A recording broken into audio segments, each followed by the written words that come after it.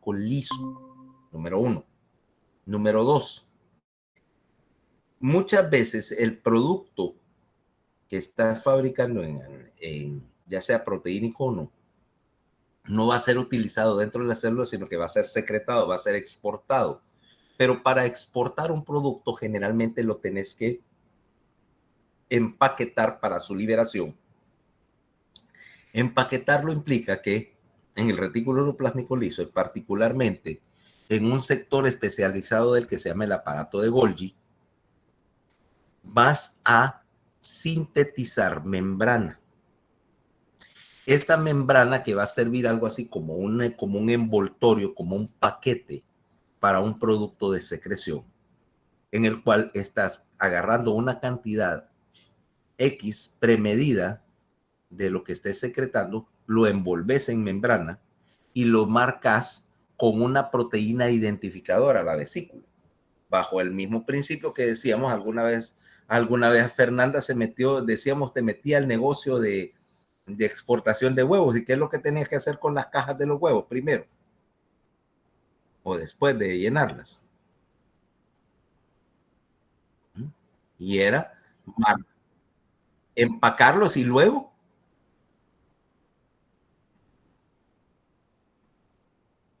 antes de enviarlos. Marcarlos, creo.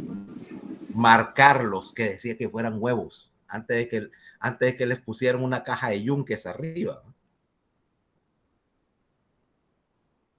Lo mismo sucede con cualquier producto de secreción que empaques en el aparato de Golgi. Tenés que marcarlo con una proteína que sea capaz de ser reconocida por la célula, porque una vesícula no identificada se tomaría, uno, como una vesícula de desecho, o dos, como que es una inclusión de un cuerpo extraño y sería inmediatamente destruida. O sea, los paquetes no marcados inmediatamente los destruyes porque no sabes qué tienen.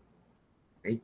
¿A qué? El empacamiento de sustancias no solamente es meterlos en un contenedor hecho de membrana, también representa el hecho de que hay un mecanismo de identificación.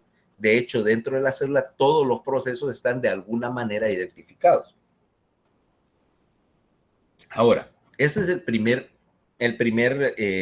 caso de producción dentro de la célula. Alguna cuestión que vas a exportar.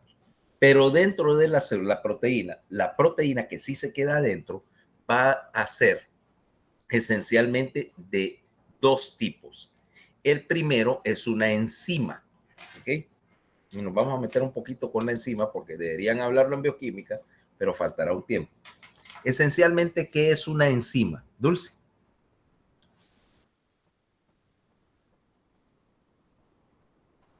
Disculpe, doctor, ¿qué? ¿Qué es una enzima?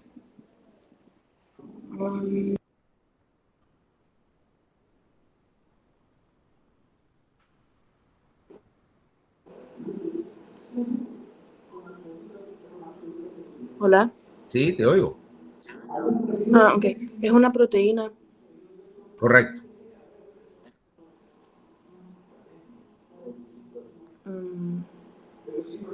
Que producen cambios químicos en el cuerpo. Sí. Es un catalizador. Ahora entramos en el concepto de catálisis inducida por enzimas. Ok. Yo quiero hacer una reacción. Por ejemplo, quiero convertir glucosa a glucosa 6-fosfato agregándole un grupo fosfato. Si yo agarro glucosa y grupo fosfato, hay un bote que dice aquí glucosa y el otro dice el grupo fosfato, los echo en otro bote y empiezo a sacudirlo, la glucosa se va a terminar combinando naturalmente con el fosfato. El problema es que esa reacción es tan lenta que va a tomar 3000 años en que obtenga ya la combinación, ¿vale? Lo que necesito es algo que acelere la reacción y ese es el trabajo de una enzima. Una enzima no provoca la reacción, la acelera únicamente, pero la puede acelerar muchísimo. ¿Ok? Ahora, Eso implica que esta enzima eso es el concepto de catalizar una sustancia. O sea, la enzima no se afecta, no se destruye. Sencillamente está actuando como un intermediario para facilitar la reacción. Por ahí me estaba diciendo la gorda que existe una pintura para uñas que es catalizada. Yo sé que existe para vehículos, para automóviles y también para plástico de todo, pintura catalizada. Que en este caso el catalizador es ultravioleta. Que yo tengo entendido, te pintan las uñas con esta pintura que normalmente nunca secaría, pero te la ponen con una lámpara ultravioleta y se seca en un minuto. ¿Va? Fernanda, Sí. vos pero me imagino que podrás explicarme un poquito mejor del proceso de las uñas. ¿Va? ¿Cuánto toma que seca esa cosa? Como un minuto, creo, con la lamparita.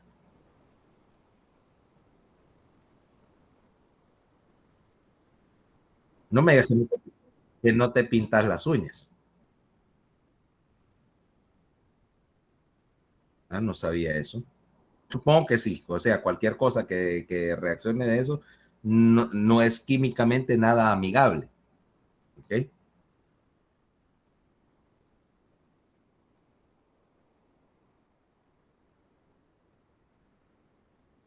No, ya sé, yo tengo acetona pura aquí en la oficina y no es exactamente una sustancia muy amigable si la dejas caer. Vaya, ya he disuelto más de una cosa que no quería porque le caiga acetona. Normalmente la mezclo al 50% precisamente para dejarme trabajar, porque de hecho la puedes utilizar para pegar plásticos entre sí, lo que llama soldadura por solvente, que es una de mis técnicas favoritas. Pones dos superficies de plástico apropiado, solo pintas con acetona y en 5 segundos. Bueno, ahora, tu pintura esa de curado, de que cura con ultravioleta, se secaría sola. Lo único que tendría que estar con las manos así durante una semana antes de que se endureciera naturalmente. La ultravioleta es el catalizador y lo que hace es acelerar lo que hubiera pasado normalmente en días, ahora pasa en segundos. La enzima hace exactamente lo mismo. Ahora una enzima, ya si nos vamos al detalle, es, es proteína. Es una proteína que tiene un sitio activo. Volvemos al sitio activo. Y muchas veces en el sitio activo tenés un átomo de un metal. Ese átomo es el que está haciendo el trabajo de catalizar. Y la enzima sencillamente es, si quieres decirlo, uno, el envoltorio para ese átomo y dos, el sitio de unión, el sitio activo donde se van a unir los productos que se van a reaccionar y entrar en contacto con el metal. ¿Qué metales tenés metidos en las enzimas? Bueno, el más común es hierro, ¿okay? Pero todos los metales de ese grupo, hierro, cobalto, cobre, manganeso, generalmente tienen las mismas propiedades y vas a encontrar enzimas que tienen todos esos. Por ejemplo, las enzimas de la cadena respiratoria tienen hierro o tienen manganeso como aceptadores de electrones, que luego aceptan un electrón y se lo pasan a otro, generalmente involucrando en reacciones que involucran oxígeno. Puedes utilizar cobre. Nuestro sistema enzimático, por ejemplo, la hemoglobina, utiliza hierro, básicamente porque era el metal más disponible en una circunstancia determinada y el más fácil de obtener. Pero, ¿qué tal si tu sangre fuera verde, Fernando? Porque contiene cobre en vez de hierro como transportadora. Y algunas especies, por ejemplo, los cangrejos o los insectos usan cobre y tienen sangre verde. ¿Has visto la sangre de cangrejo?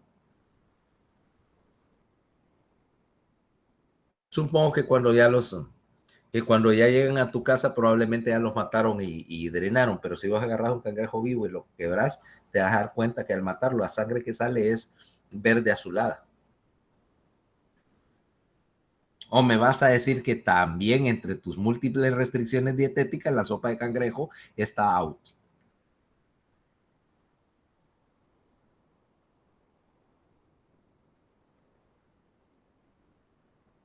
La desnutrición campea en esa casa, ¿va?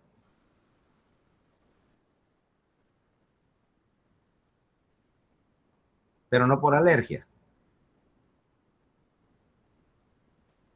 Ay, Dios, ya me imagino. No sé por qué me imagino a una Fernandita de 3 años y tu mamá arrancándose el pelo tratando de ver qué iba a comer la niña.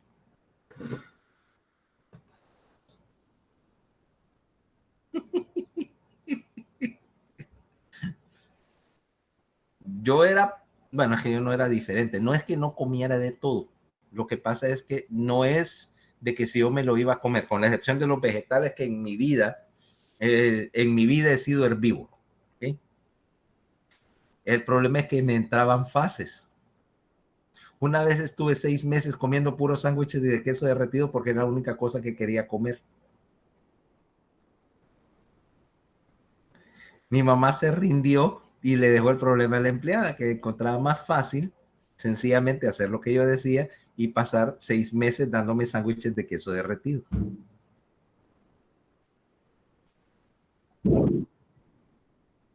Y el queso.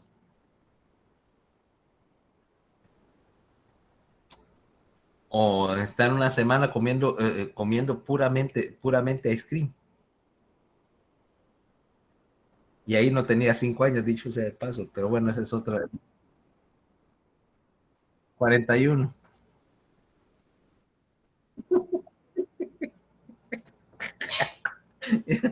¿Vos crees que me han quitado las fases? No, para nada, para nada. A mi esposa le daban calambritos, por supuesto.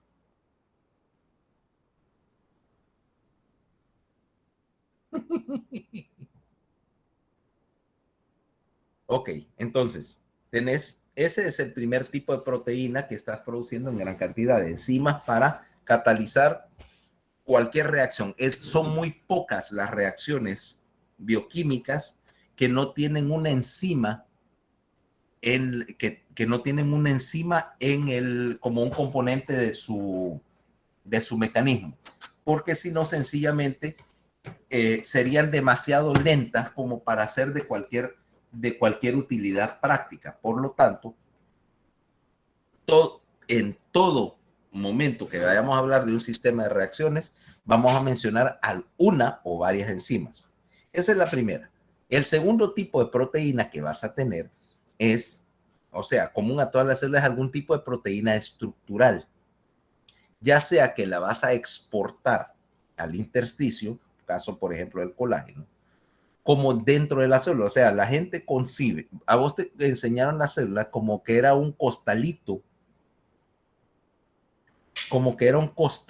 básicamente una bolsa de membrana llena de cosas, ¿no? Pero en realidad la célula tiene un esqueleto, tiene un armazón interna de proteína que entre otras cosas conserva su forma y le da algún tipo de resistencia estructural, porque la membrana en sí es muy fácil de romper si no tiene algún soporte debajo. Por lo tanto, siempre vas a encontrar alguna manera de, de estructura, alguna manera de estructura para sostener internamente la célula. 3. En el caso en particular de células como el músculo, de hecho vas a tener algunas proteínas especializadas, más notablemente en el tejido muscular, que tenés los sistemas de proteína contráctil, que precisamente son los que proveen el movimiento. Y todos estos son producto del mismo sistema de ribosomas y aparato de Golgi que los prepara y que los sintetiza y prepara. Entonces ya tenemos función número 2, producir algo, o sea, síntesis de proteínas y el control genético de la síntesis de proteínas. 3. Para mover todo este montón de reacciones vas a necesitar alguna fuente de energía, o sea, como quemar algo que quemar, un combustible. Y en general, aquí es donde entramos en la idea de la generación intracelular de energía y el hecho de que no solamente vas a quemar un combustible, sino que de hecho tenés que ser capaz de quemar más de un combustible. Porque eventualmente nadie te garantiza nadie te garantiza que vayas a encontrar tu alimento de elección en un momento determinado. ¿Okay? Ponerle, por ejemplo, y ahí entramos en la idea de la gran ventaja evolutiva que te da la interconversión de las diferentes fuentes de energía. Pongamos, por ejemplo, Fernanda, que tenés una especie, ¿ok? Imagínate que las Fernandas son una especie separada. Pudieran serlo, la verdad. Y que tus sistemas energéticos solamente todas tus células queman glucosa y solo glucosa. ¿Ok? En un momento determinado, el hecho de que quemes glucosa es perfectamente aceptable. O sea, Fernanda, bueno, las podemos alimentar a base de gomitas, ¿va? O sea, Fernanda todos los días, su dieta es a base de gomitas y de esos que parecen bastoncitos así con sabor a menta que vienen que siempre vienen para Navidad. ¿Te parece? O sea, es tu único alimento. Ah, ya vi que al fin y al cabo sí te gustan los dulces. Pero suponete, ok, ok, son una fuente, ahí te puse dos fuentes de glucosa. Pero suponete que no hubiera glucosa. Vos estás en una gran desventaja versus, por ejemplo, Katie, que puede consumir azúcar o puede consumir grasa o incluso puede convertir proteína a azúcar para combustible. ¿Quién se va a morir quién se va a morir menos rápido de hambre?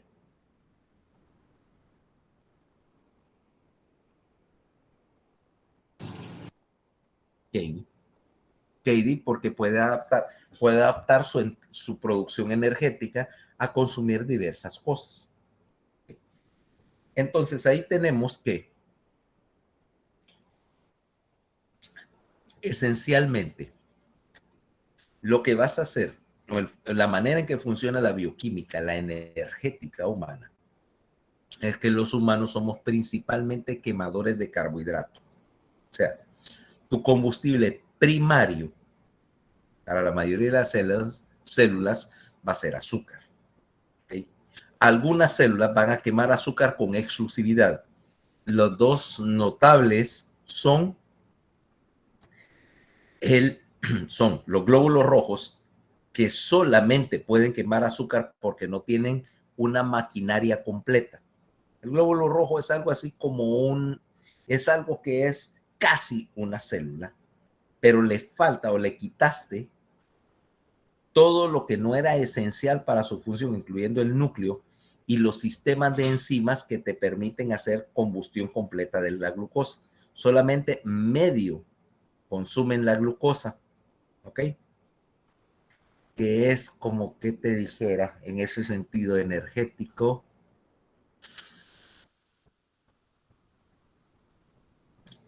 es como esos niños o niñas mañosas que le das carne y solo mastican para sacar el sabor y luego la escupen, pero no se la terminan de comer, algo así. Adivinen a quién estoy viendo así disimuladamente.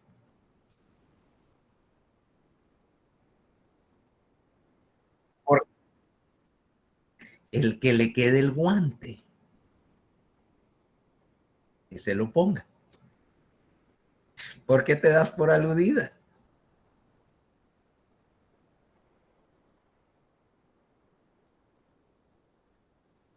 No, Carlos Emilio, si hay una cosa es que ese sí come casi cualquier cosa. Es muy poco lo que no le gusta. Claro, si le dieras a escoger, él comería pizzas los 3 tiempos, pero fíjate que no. Y una de las cosas que pasó con Carlos Emilio es que él se crió conmigo, esencialmente, o sea, en el sentido de que a la mayoría de los niños pasan más tiempo con la mamá.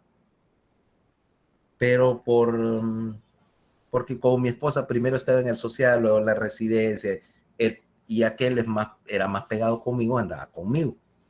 Y yo no iba a pasar, desde que empezó a comer sólido, yo empecé con la idea de que si íbamos a almorzar los dos, que andaba conmigo, que tampoco yo iba a adaptar mi almuerzo a él, o sea, porque si no me iba a haber tirado años comiendo cosas como deditos de pollo y menús infantiles, ¿no?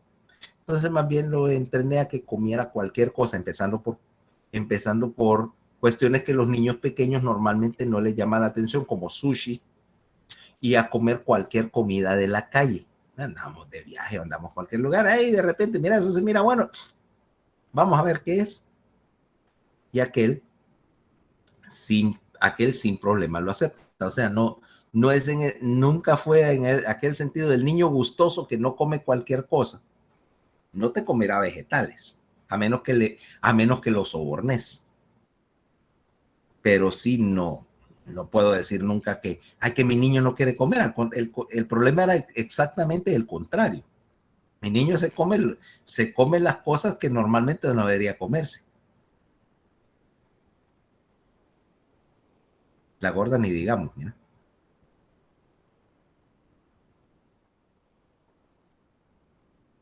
Ya te imaginas, ya te imaginas. Bueno, sí, por lo menos para variar un poquito.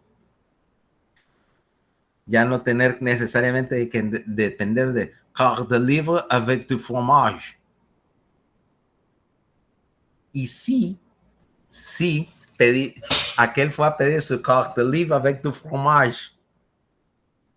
El McDonald's. ¿Ah? Cuarto de libra con queso. No, o sea, un McDonald's.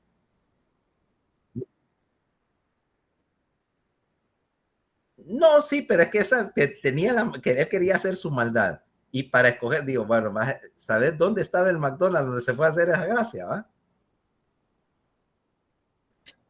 Del Arco del Triunfo, que baja la avenida de los Champs-Élysées, a 2 cuadras hay un McDonald's. A 2 cuadras del Arco del Triunfo.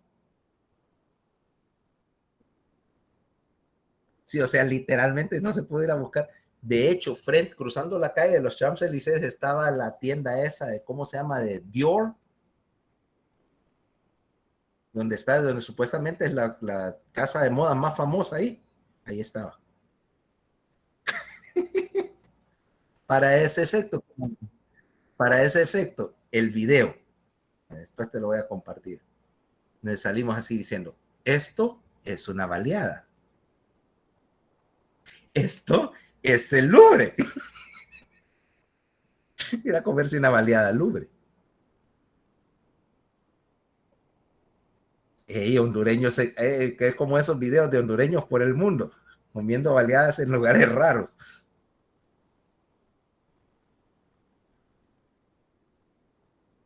Sí, hay por ahí unos videos en YouTube o en TikTok de hondureños por el mundo, o sea, obviamente no haciendo eso, lo de las baleadas es adición mía, pero qué cosa más hondureña que eso. Ah, por cierto, sí hay bananos verdes en Francia.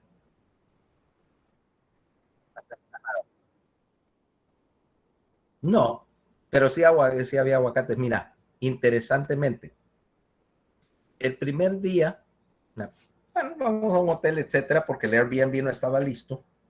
Y entonces, bueno, era hora de almorzar, vamos a almorzar. Entonces empiezo a buscar y veo un restaurante, en Google Maps digo un restaurante cerca, y había uno de esos bolsitos chiquitos, como una callecita ahí comercial. Y veo, bueno, aquí hay un buen restaurante de comida árabe, del norte de África. Bueno, sabes que ahí en Francia hay mucho inmigrante, esto debe ser bueno. Entonces al lado, frente, ahí en el callejoncito, había un grocery que tenía decía productos caribeños de la India y todo para inmigrantes, ¿va?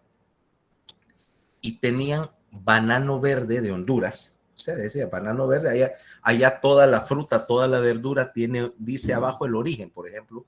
Supongo que por aquello de que vos querés consumir lo que tu país produce, entonces dice, qué sé yo, peras, país de origen Francia, Y el otro dice manzanas, país de origen, qué sé yo, China. Y ahí dice banano verde, banano verde. 17.90 € la caja. La caja de banano verde, producto de Honduras.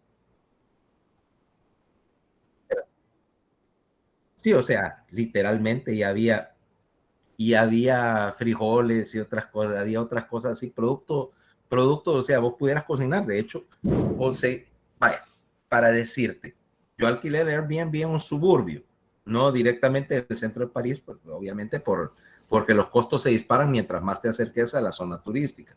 Era un suburbio muy tranquilo, cerca de donde está el centro financiero. Y entonces a 2 cuadras había un supermercado común y corriente, y había tortillas de harina. Lo único que no como tortillas de harina como tal, sino como tortillas para hacer wraps, porque hay mucho indio de la India, no indio de acá, y mucho árabe, y o sea, eso, indio es indio. Comen tortillas, son indios. Ok, bueno, entonces, para hacer wraps, los frijoles venían en lata, lo único de frijoles parados. ¿Mm? Había que molerlos, pero machucar frijoles no es ninguna dificultad para un hondureño. ¿eh? Y la mantequilla, pues como te dije, la crème fresh es perfectamente utilizable como mantequilla, solo que no tiene sal. Pero es igual que la mantequilla más, la de nuestras variedades un poquito más líquidas, pero funciona perfectamente.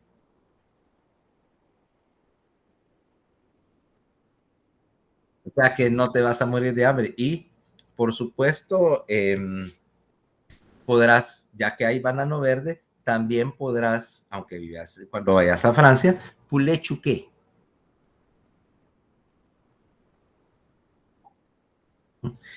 Ahora, tu reto va a ser lograr subir pollo chuco ya obviamente al Louvre ya está utilizado, sino subir al mirador de la Torre Eiffel y sacar tu pollo chuco ahí a 200 y pico metros de altura viendo París y comiéndote tu pollito chuco al estilo San Pedrano. Pero me manda foto, ¿ah?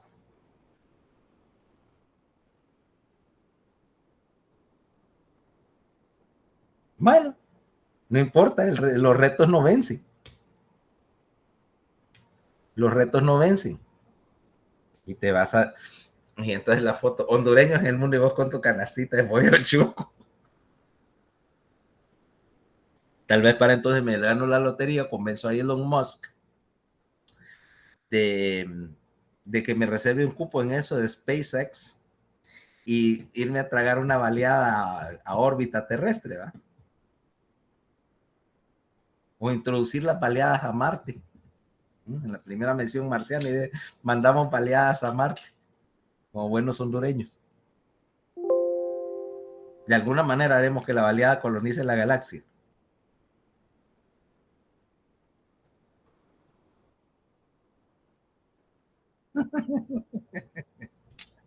De esos, de esos retos de científico loco. Bueno, entonces, volviendo al asunto, estábamos con la idea de la energía, ya que estamos hablando de baleadas y de energética. La ventaja de tu sistema energético es que, como decíamos, tenemos el caso primero, glóbulo rojo con quemador incompleto de glucosa. La neurona es otra célula que consume glucosa casi con exclusividad, aunque eso veremos que no es tan absoluto porque hay maneras de forzar a la neurona a quemar otras cosas, pero requieren una adaptación y no es, por así decirlo, algo que la neurona esté muy favorecida para hacer. Pero de ahí, todas las demás células del organismo van a quemar cualquiera de los 3 componentes esenciales. O sea que vos tenés que tener 3 sistemas de enzimas. El primero es para quemar glucosa, o sea, las enzimas de la glucólisis anaerobia, el ciclo de Krebs y la cadena respiratoria. De las 3 cosas supongo que tenías alguna familiaridad, ¿no? Dado que lo habrán mencionado en alguna vez en tus cursos de biología. Y los detalles, pues por supuesto, precisamente esa es la idea del curso de bioquímica. Aquí no vamos a entrar en toda la explicación enzimática por el momento. Ahora,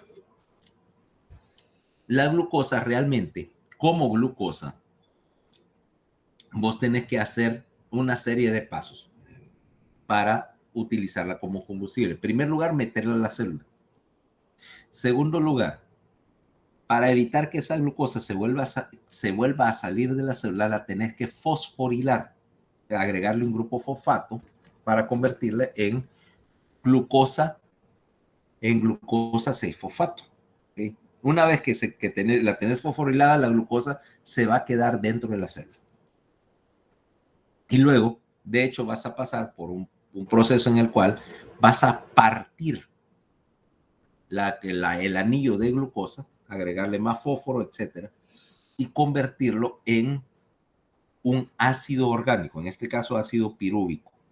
Básicamente, glucosa es la manera en que vos obtenés el combustible, pero lo que quemás realmente o lo que estás procesando son ácidos. ¿Ok? Ahora, ahí es donde viene, pasa el ácido pirúvico, darle una vuelta por el ciclo de Krebs para sacarle el carbono, extraer el carbono, extraer electrones, o perdón, extraer protones y mandarlos a la cadena respiratoria. Ahí es donde viene el hecho de que vos podés interconvertir combustibles. Ahora, decíamos, por ejemplo, Fernanda solo quemaba azúcar a ácido, a combinarlo con oxígeno para hacer CO2 y agua, y solamente necesita ese sistema enzimático. Pero Katie, que quema cualquier cosa, necesita otros 2 sistemas más. Cuando hablamos de energética, ahí es donde viene el hecho de que vamos a ver, hagamos un poquito de razonamiento.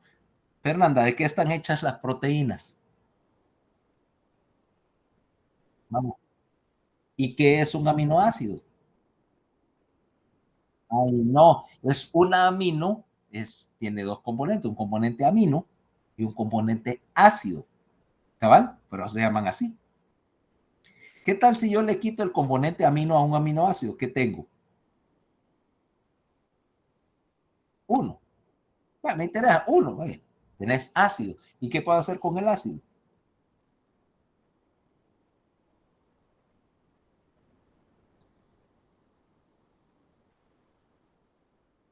Meterlo a la misma vía que quemó glucosa. Acordate que te dije, vos realmente no quemás glucosa, quemás ácidos como combustible. Ácido pirúvico. ¿Qué tal si yo agarro un aminoácido, utilizo una enzima para quitarle el grupo amino, o sea, el nitrógeno, desaminar un aminoácido, convertirlo en un ácido, y ese ácido orgánico lo puedo meter a la quemadora del ciclo de Krebs. Lo puedo utilizar como energía, ¿no? Ok. Para ese efecto, veamos, por ejemplo, un aminoácido, glicina. Se llama glicina si es como aminoácido, pero su nombre químico real es ácido aminoacético. Es el más sencillo de los aminoácidos. Le quito el amino a la glicina y ¿qué tengo?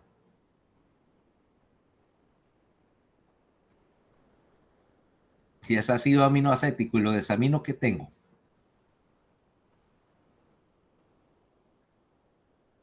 Ácido acético. Ácido acético lo puedo combinar, de hecho esa es la entrada al ciclo de Krebs. El ácido acético lo voy a combinar con una transportadora llamada coenzima A para convertirlo en acetilcoenzima A. Ya te está volviendo a la memoria para dónde voy.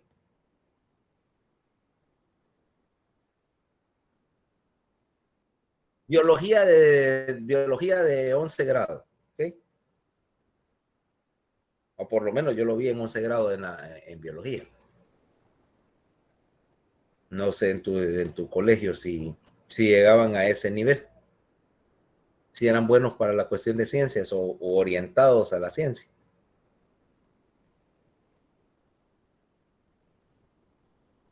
Te pregunto porque a veces depende de tu maestro de ciencias. El mío era muy bueno.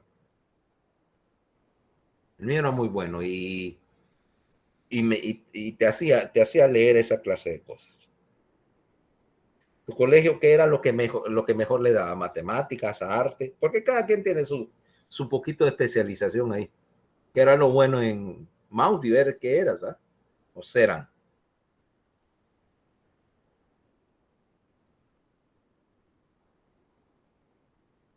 Sí, porque es que hay colegios, va, por ejemplo, qué sé yo, de los colegios, vaya, qué sé yo, el cultural, no son muy buenos para el arte, pero les cuesta lo demás.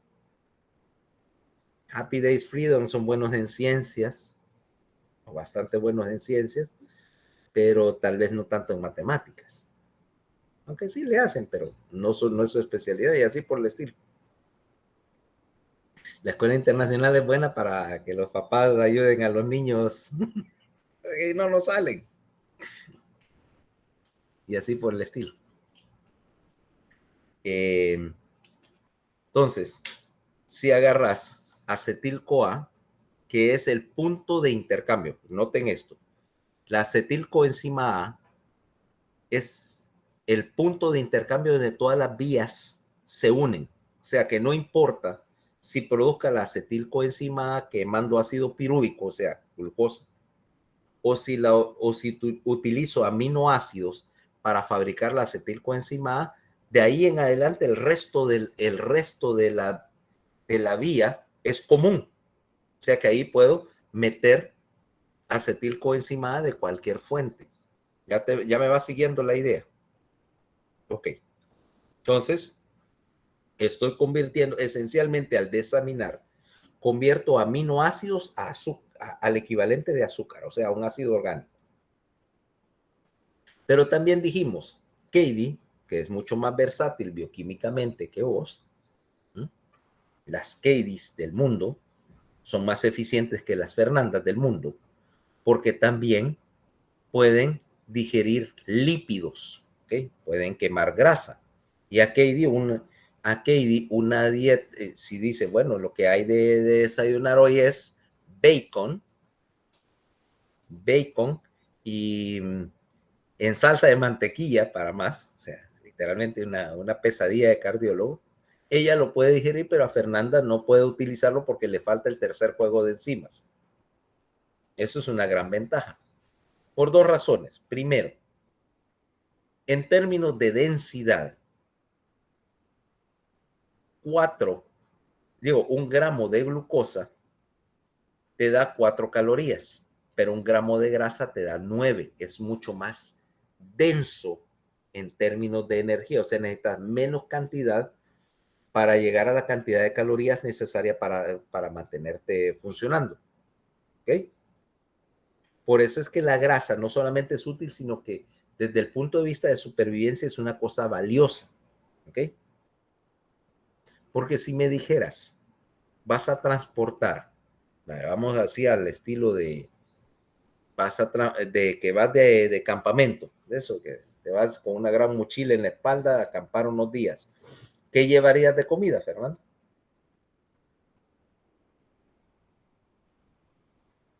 Si te vas de, ¿qué es lo que uno lleva de comida? Barritas.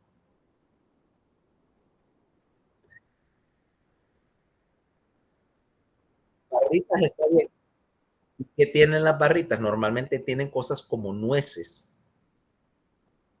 porque tienen una gran cantidad de grasa. O tenés, por ejemplo, espérate, vaya, así, o comida preempaquetada, como esto, mira, Slim Jims. ¿Sabes qué es esto? Ah? Esto es bueno, esto es más bien como un choricito, pero entendés la idea, pues, porque bueno, es grasa y proteína. La proteína, bueno, porque te va a servir, y la grasa porque es densa. Vos puedes empacar un montón de estas en tu mochila y te dan las suficientes calorías para mantenerte funcionando. Si yo hiciera eso con una barrita que es esencialmente dulce o azúcar, tendría que empacar muchas más y me quitan espacio en la mochila. Por cierto, no lo vayas a intentar comer un montón de estas así como alimento de acampada, o sea, no vayas a confiar exclusivamente en ellas porque te van a causar un estreñimiento salvaje, te aviso. ¿Ah? Pero aparte de eso, son muy buenas. Yo las tengo aquí en la oficina por si súbitamente surgiera una montaña en el centro de la habitación y tuviera que escalarla. O más que nada porque mi esposa las detesta.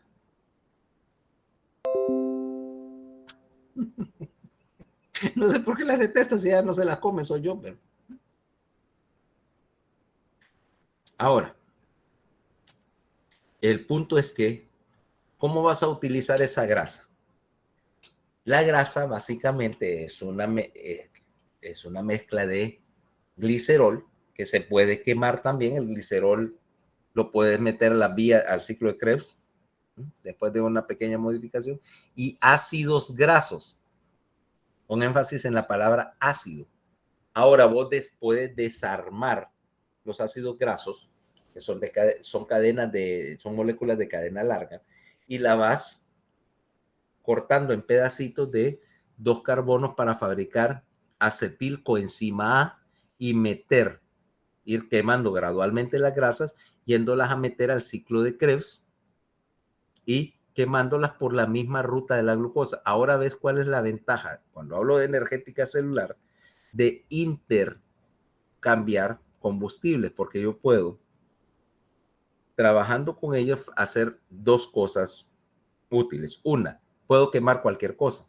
Y de hecho, algunas células, particularmente el músculo, son un poquito al revés en el sentido que esas prefieren quemar grasa que azúcar, porque es más eficiente, es más denso, y además, cuando quemes grasa como combustible, necesitas menos oxígeno, ¿ok?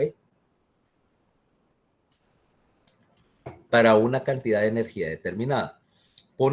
Vamos a ponerlo en una unidad arbitraria. Que por ejemplo, Fernanda, para tu actividad diaria necesitas quemar unas 2000 calorías, ¿correcto? Ok. Suponete que vos recibieras esas calorías en forma de azúcar, ¿ok? Hoy vamos a probar una dieta en la cual estás consumiendo exclusivamente carbohidratos como fuente de energía, ¿ok? Dice, bueno, va a quemar 2000 calorías y por hoy tu dieta va a ser puramente de carbohidratos, no necesariamente de azúcar como tal, pero ponele, no sé, desayuno arroz, almuerzo papas, cena, qué sé yo, plátano, puro carbohidrato, puro almidón. Y para quemar para quemar esas calorías necesitas, o para fabricar esas calorías, necesitas oxígeno, ¿correcto? Y que necesitaste 2000, necesitaste 20 litros de oxígeno como tal, como oxidante para quemar las 2000 calorías. ¿Me va siguiendo? Okay. O sea, oxígeno más combustible igual energía. Ahora, te voy a poner las 2000 calorías al día siguiente, pero esta vez te las voy a dar exclusivamente en forma de grasa. ¿Ok? A ponerle, vas a estar comiendo bacon, desayuno, almuerzo y cena, cosa a la cual no te vas a oponer, ¿correcto? Bacon, bacon. Ahora, te doy 2000 calorías en forma de tocino, pero en vez de 20 litros de oxígeno para quemar, solo necesitas 16. Porque la grasa es más eficiente en términos de consumo de oxígeno que el azúcar. Por lo tanto, consumís solamente el 80% del oxígeno que necesitarías si te hubiera dado la energía en forma de carbohidratos o de proteína. Es más eficiente en términos de oxígeno. Apaguen el micrófono. Doctor, disculpe, no es que quiero decirle algo, es que fíjese que el celular no está aceptando la carga y ya se me va a apagar. Entonces, por si pasa lista o algo, que me disculpe, No, ya que está se me va a apagar el pasada, celular. ya pasé la lista. Ya pasé la lista en base a eso. ¿Ok? Ok, gracias. Ay, disculpe, doctor. Bueno, asegúrate de venir con la batería cargada, porque aquí la clase va a ser de 2 horas. Siempre. Sí, doctor, pero es que fíjese que me sale de que el iPhone de que tiene agua, no sé por qué, y me está aceptando la carga por Mi eso. recomendación, Entonces, cómprate un teléfono que sirva, que no sea iPhone, eso no sirve. Déjate un Android. gracias, doctor, disculpe.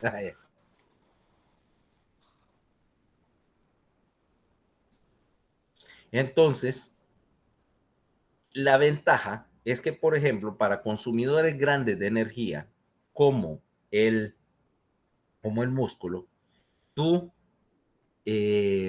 tu consumo de oxígeno va a ser menor si estás utilizando grasa como combustible. ¿Ok?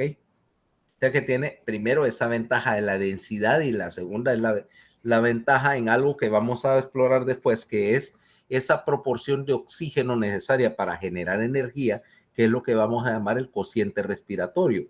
Y vos en muchas aplicaciones querés mantener ese cociente respiratorio tan bajo como sea posible, porque implica que estás disminuyendo el aporte de oxígeno que tenés que extraer del ambiente para beneficio tuyo. 2, estas vías yo las puedo correr en reversa. Y como te digo, puedo hacer la interconversión. Yo puedo agarrar glucosa o carbohidratos y pasarlos a través de ese sistema, convertirlos a coenzima A, acetilcoenzima A, y utilizarlos para fabricar grasa. O agarrar grasa y utilizarlos no para quemarlo como energía, sino para fabricar carbohidratos. Y similarmente, el más interesante de estos mecanismos es el que me va a convertir aminoácidos o me va a convertir azúcares a grasa para almacenar como reserva. ¿Ok? Si Fernanda empieza a consumir, qué sé yo, 2000 calorías de carbohidratos todos los días, aparte de lo que necesita para mantenerse vivo, los va a empezar a almacenar, ¿correcto? Y los va a almacenar como grasa, permitiéndote la posibilidad de tener una reserva de energía. Y esa reserva de energía es crítica porque me separa de la necesidad de tener una fuente de alimento cercana. Suponete que tenés una especie que no guarda reservas. Implica que no es que se va a morir de hambre, pero implica que tiene que tener el alimento cerca, porque no tiene para mañana. Si se queda sin reservas inmediatas, tiene que ir a buscar más alimento y estar comiendo a cada rato, o por lo menos estar cerca de donde hay.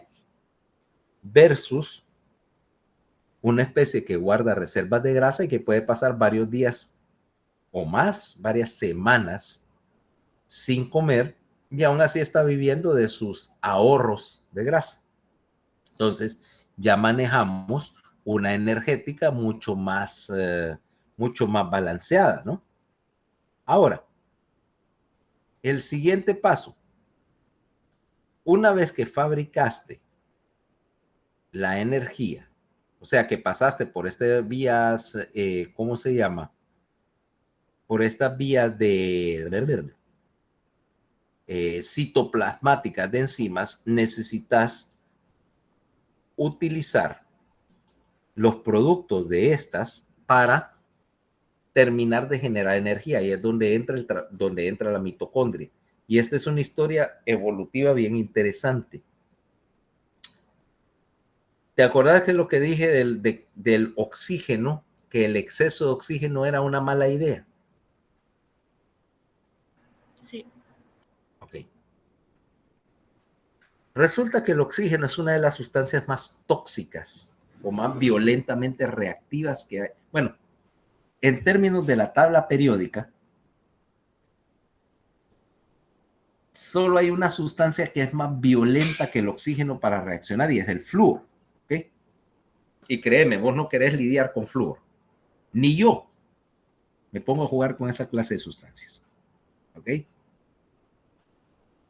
Si nunca has visto un incendio alimentado por flúor que literalmente no se puede apagar con nada hasta que se acaba. ¿Ok? Pero el oxígeno es solo ligeramente solo un poco menos desgraciado en ese sentido. Ahí es donde entramos con el hecho de que en un principio el oxígeno era el veneno más potente que había. ¿Y qué tiene que ver eso con las mitocondrias? Bueno, empecemos hace 3 billones de años y las primeras células que tenían núcleo. Estas células eran anaerobias, o sea, no solamente no necesitaban oxígeno para quemar su combustible, sino que de hecho el oxígeno era un veneno. Reaccionaba con los componentes dentro de la célula, los oxidaba y los destruía. ¿Okay? Bueno, de hecho,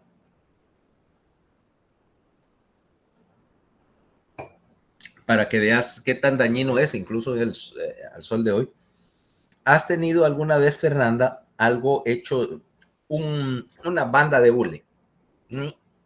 De las... Un hule. ¿Sí? No la dejaban jugar con bandas de hule cuando era niña. Katie, ¿alguna vez has dejado un hule? Sí. Ok, si lo dejas, si yo dejo un hule acá 6 meses en el escritorio, ¿qué va a pasar?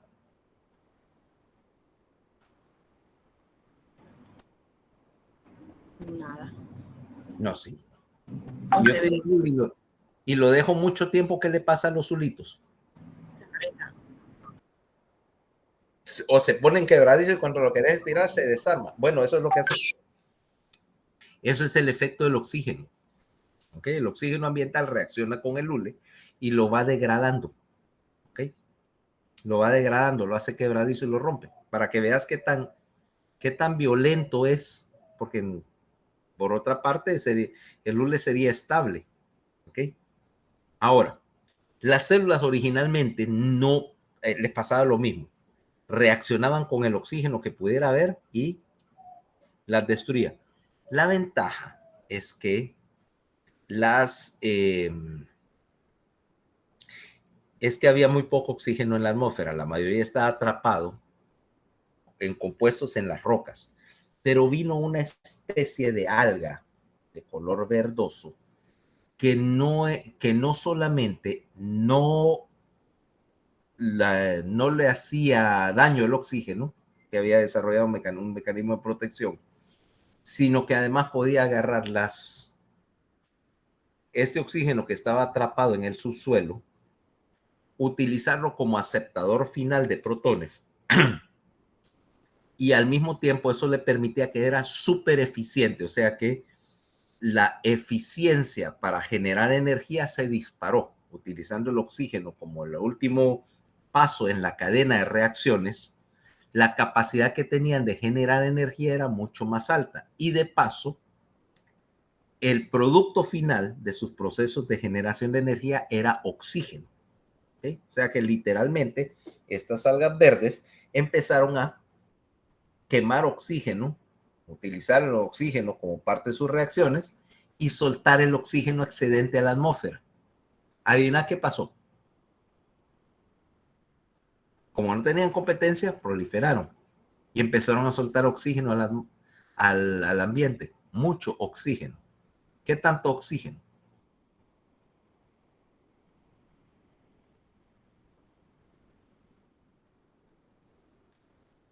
Suficiente para crear la atmósfera del planeta. La atmósfera de la Tierra existe porque este tipo de organismos la crearon como subproducto de su metabolismo.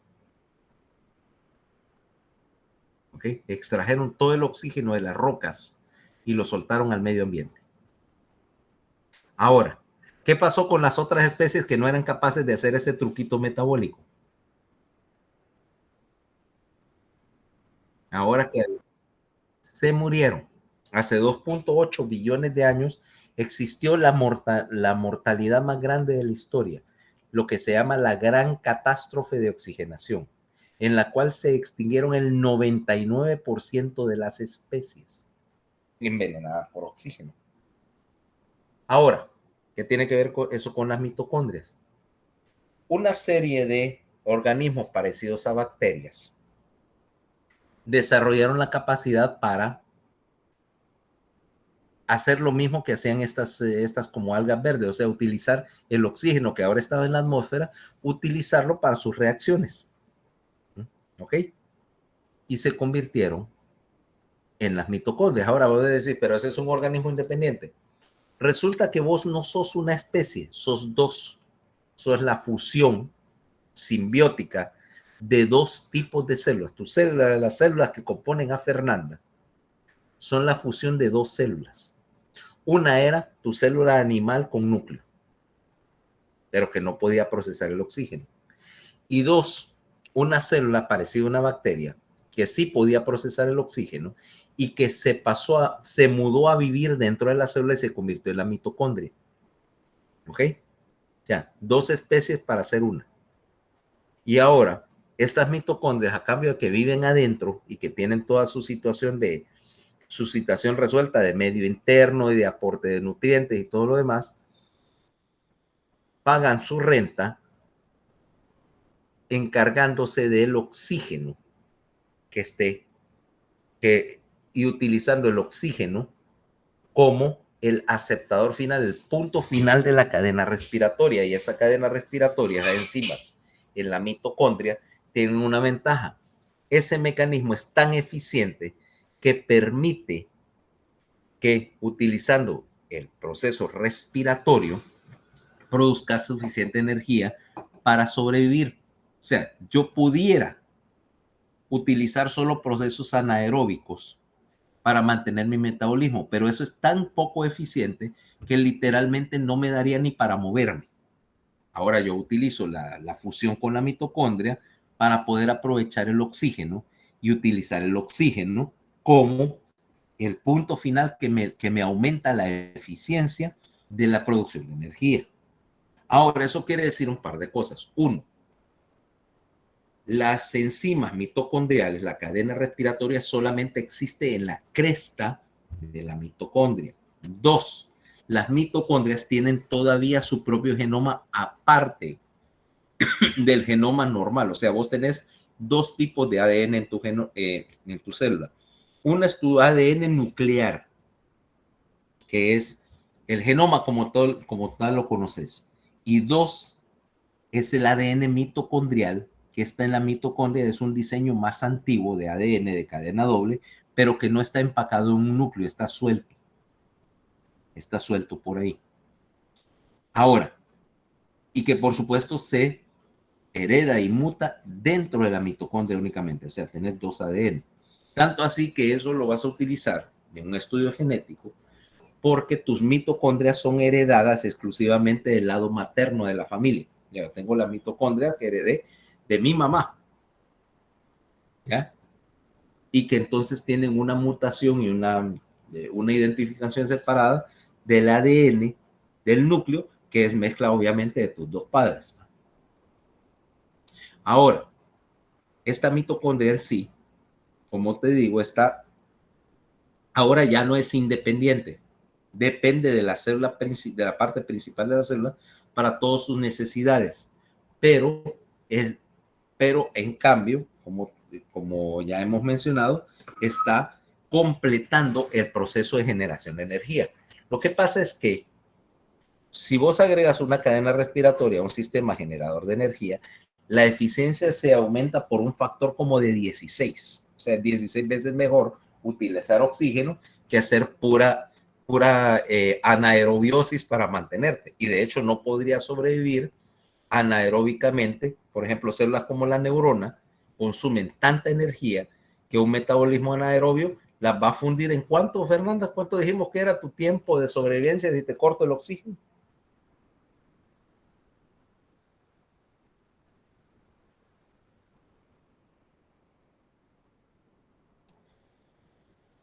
2-3 minutos. 2-3 minutos antes de empezar a dañarse y 5 para ser irreversible. O sea que ahora la mitocondria se convirtió en una parte esencial de la célula. Ahora, nos queda un último proceso o un último componente celular y es la, ¿cómo se llama? Y es la necesidad de deshacerte de la necesidad de deshacerte de se me escapa, de los productos de desecho, porque todo eso estamos utilizando un montón de reacciones, pero obviamente cuando tenés una serie de reacciones vas a tener un montón de productos de desecho. 1 y 2, vas a caer en el problema adicional de que podés tener algunas de esos productos de desecho algún invasor que es dañino, ¿va? O sea, o un producto tóxico de desecho del cual te tenés que deshacer, o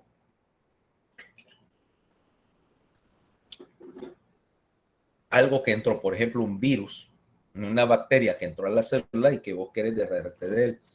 Entonces viene el último componente, la presencia de algo llamado un lisosoma o un peroxisoma. ¿Okay?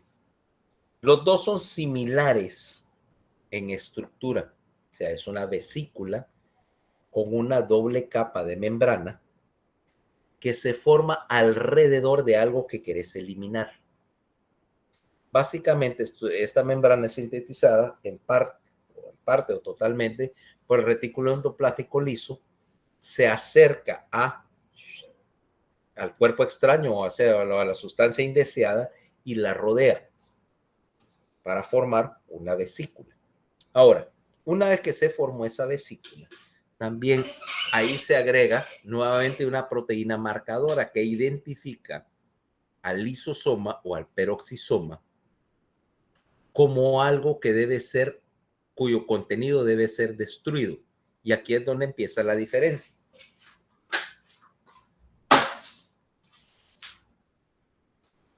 En un lisosoma, lo que se va a adherir al lisosoma es una pequeña vesícula que tiene enzimas que rompen proteína. Ok. Ahora, ponerle una que rompen proteína o que rompen membrana también. Por ejemplo, tenés una bacteria. Hay una bacteria que tiene en el interior enzimas y más proteínas, ¿va? Ahora, si yo tengo una enzima que destruye proteínas, sencillamente la voy a utilizar para disolver esa bacteria y convertirla en aminoácidos. De hecho, los aminoácidos los puedo reutilizar. Pero para pasar esa membrana, donde está en el interior, necesito otro tipo de enzima que rompa membranas. Generalmente esa enzima se llama una de un grupo de enzimas llamadas fosfolipasas, ¿ok? Que rompen los lípidos de membrana. Envolver la bacteria o lo que querrás destruir en una vesícula, inyectarle literalmente unas enzimas que la disuelven y la destruís. ¿Ya va? Ahora, no todo puede destruirse enzimáticamente. Tenés algunas bacterias, por ejemplo, que tienen una cubierta externa de lo que básicamente es una cera, que es casi impermeable a las enzimas. O tenés algunos componentes que realmente se resisten a la destrucción. Algunos virus, por ejemplo. Entonces ahí es donde entra tu amigo, el peroxisoma. Peroxisoma lo que se une es una vesícula que tiene dos cosas. Una es peróxido de hidrógeno. Vos sí has jugado con peróxido de hidrógeno, Fernanda.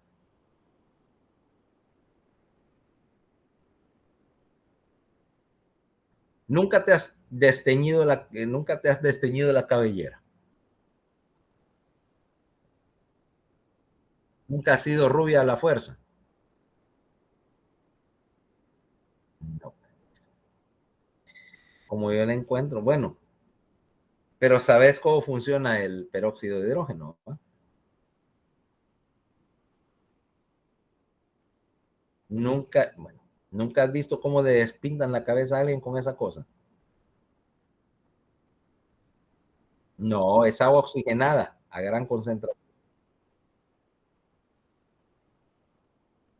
Esencialmente sí, porque trabajan bajo el mismo principio. O sea, estás utilizando oxígeno para desteñir, ¿ok?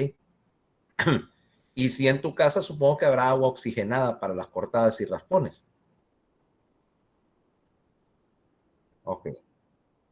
¿Sabes qué es lo que sucede con el, bueno, qué es lo que sucede cuando lo utilizas, ¿va? O sea, el peróxido reacciona y se descompone para convertirse en agua, oxígeno, y los radicales de oxígeno, ya dijimos que dañan cualquier cosa, y más importante, agua, oxígeno y calor, ¿ok?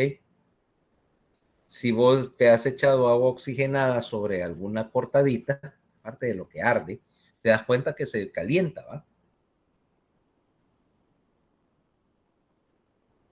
Ok. Eso es, y esa es súper diluida, es del 3%. Si puedes Igual, conseguir, eh, igual también para deshacer el cerumen, también, también para se utiliza eso. para eso, para romper la cera. Mira, nosotros usamos en neurocirugía para coagular capilarcitos, o sea, cositas que sangran, que son muy pequeñas para agarrarlo con el coagulador, usamos agua oxigenada. Normalmente al 6%, yo la diluyo un poquito porque al 6% se calienta como para quemar literalmente. La que se utiliza en el salón de belleza es al 12%. Eso sí lo tengo bien, bien claro porque la gorda me explicó que es al 12%. ¿Okay? En teoría, al 13%, 3.5% de concentración de peróxido, ya la temperatura sube tanto que literalmente hierve. En la realidad necesitas un poquito más por razones de eficiencia, pero a 13% es tan caliente que literalmente hierve. Si vos echas ese despintador en crema del pelo, eso se calienta. ¿Okay? Entonces la combinación de oxígeno libre y calor te destruye casi cualquier cosa. Entonces el peroxisoma tiene la ventaja de que puedes utilizarlo literalmente para destruir cosas que no son ni siquiera orgánicas. ¿Okay? Por por la combinación de estos dos factores que te dije, radicales libres y temperatura. Entonces, vos producís ese peróxido, pero necesitas algo para hacerlo reaccionar. Y entonces tenés una segunda enzima que se llama una peroxidasa que te acelera la reacción. Si yo tengo peróxido de hidrógeno, le dejo caer una pizquita de peroxidasa, empieza a rebalsarse el vaso con un montón de burbujas y etcétera. Es una de esas reacciones interesantes, ¿ok? De hecho, el peróxido es tan reactivo que, por ejemplo, peróxido al 60-80% es una sustancia súper peligrosa. Te disuelve vivo. ¿Okay? ¿Sabes para qué se utilizaba antes, no? El peróxido al 80%. Era combustible. Al 80% te disuelve en vivo. Es combustible de cohete. Se usa para combustible de cohetes. ¿Sí? Los primeros aviones cohetes quemaban peróxido de hidrógeno como oxidante. Y para andar en ellos tenías que usar un traje de asbesto, porque iba sentado sobre el tanque de peróxido. Si ese se rompía, literalmente te deshacía vivo. Yo he visto un filme de eso y créeme que que los resultados son de lo menos agradable que hay. ¿Okay?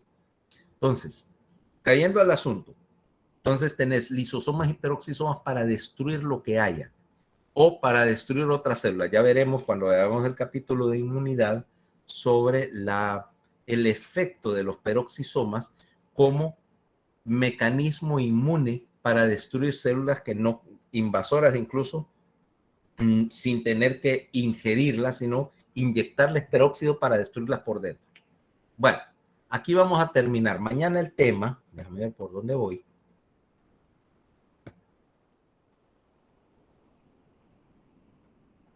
Permíteme un momentito nada más.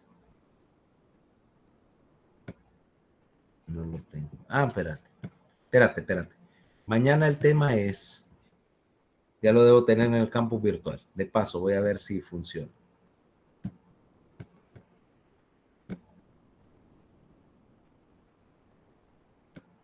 Ay, detesto estupidez de, ya entré.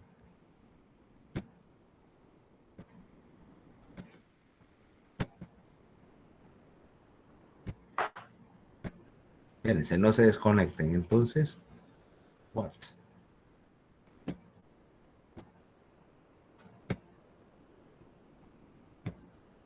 Ahí. Entonces,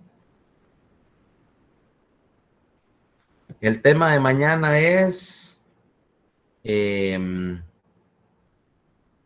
generación intracelular de energía, ¿ok? Para que vayan a leerlo a su respectivo campus virtual. Entonces, mañana, como de costumbre, enviarles el link, pero va a ser virtual, ¿ok? Debido a la situación de contagiosidad. Gracias, doctor. Bueno, nos vemos.